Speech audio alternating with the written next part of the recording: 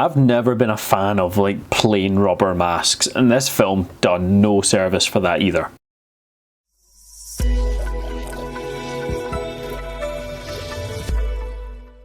Broadcast Signal Intrusion. It's hard to say. Look, this is a film that I just found online and it hooked me just with the premise alone, because it's right up my street for like a mystery. I love a movie that carries me along for the journey and we kind of discover what's going on in real time with the main character. So look, this is set in the 90s, and in here we're following James, who's a video archivist?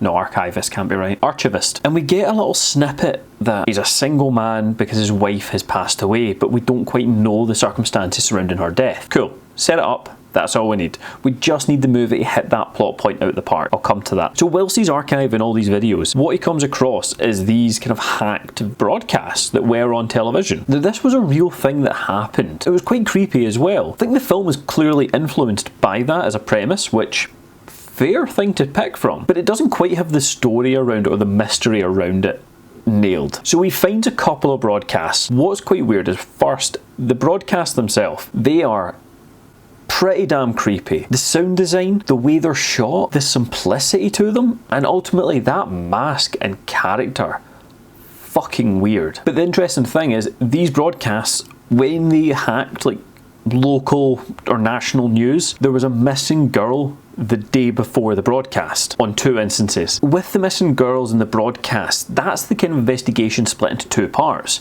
Is he looking for the women, or is he looking for who done the broadcast? And in his head he's kind of tied these 2 together. Rightly so. Going 2 for 2 is a little bit suspicious. First, he's looking for more information about the video, and I will say he's very quickly invested in this, like way too much. He sees a creepy broadcast, that's fine. That's weird. But almost immediately he is hooked and he has to know the truth. It does seem a little bit far-fetched. That aside, his motivation is a little wavering throughout this movie, but he's looking into it, and that is when someone hints at the women going missing at the same time. And of course he meets a slew of characters who are all a little bit underground. One of them is clearly lost his home and job, everything else, because he looked into this as well. So once he starts putting 2 and 2 together and realises that the missing girl happened and then the video happened on 2 occasions, he hears of a 3rd video. The main drive for the movie is this 3rd video, because the date in which it aired was the day after his wife went missing. Now that's a fair reason for anybody to go searching for this for answers, but the film really doesn't take a moment to let you just sit with James and understand his grief or his motivation or sadness. He is solely driven by finding this video that there's not that emotional payoff or that emotional impact here. I'll be honest, watching this I forgot his wife went missing the day before this 3rd video, about halfway through the movie, because it didn't come back to it. So while searching, he loses his job there through a post-it note because someone on the opposite shift, they must just communicate with sticky notes, and that's fine. He meets a girl called Alice. She seems like a bit of a drifter, like she's following him, but she's nothing to do with these tapes apparently, and we don't know too much about her. There's a lot of questions you could ask around her, but I kind of like the fact that we don't know too much. They just strike a deal to help each other out, you know, in the short term, and she leaves the movie as quickly as she enters it. But as he's going in, he's looking for clues, and people, you know, new minds will help him think about it in a different angle. One person indicates that there's maybe some Morse code. He notices a face in the back of it that someone else has never seen in the video before. And the film is paced really well at just moving on to what the next logical investigation moment would be, or the next place to search would be, but it just becomes such a kind of surgical investigation that because we don't feel for James or his motivation behind it, it really detracts you from it, and it gets a little bit boring just watching it. His performance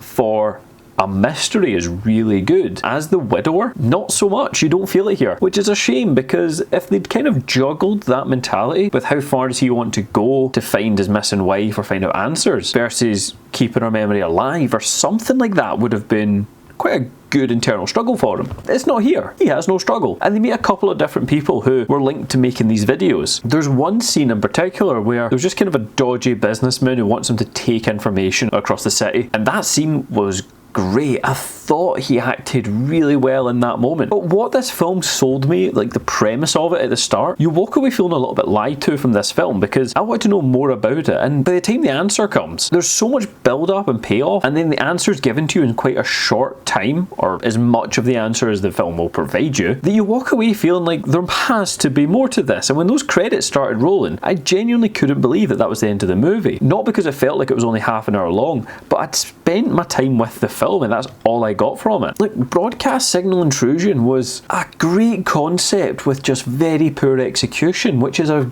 goddamn shame, because I would have loved to have seen this done in a more effective way. You know, see somebody finding these videos and finding the clues, going back to their original TV stations or any information from like a decade old mystery. That's really good, and it was set in the time very well. The acting was pretty damn solid, but with him not leading into the emotional balance of his wife, there was something needed there. They were some of my thoughts on Broadcast Signal Intrusion. Have you seen this movie? If you have, do we agree or disagree? Please do let me know. And look, whilst you're down there, you've spent this long with me, give the video a like or subscribe. It lets me know that you want to see more. And thank you very much for watching this one.